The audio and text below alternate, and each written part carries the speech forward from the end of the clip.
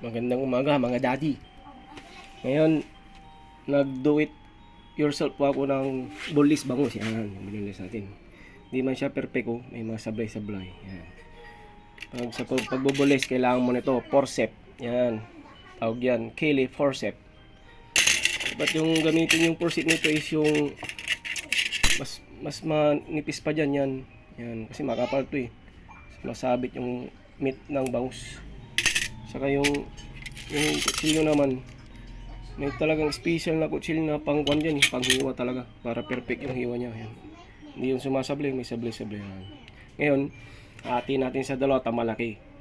Yung isa i-marinate natin, yung isa mag-ipaksiw, ito na may mamarinate natin piprito. Yan, ito na yung na-marinate natin. Yan yung marination, ha.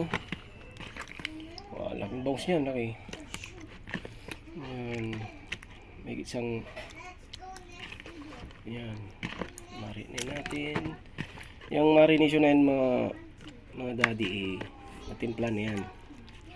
Marinate na lang natin yan. Ito na mga isay, papaksiw natin ito mamaya. Yan. Oh.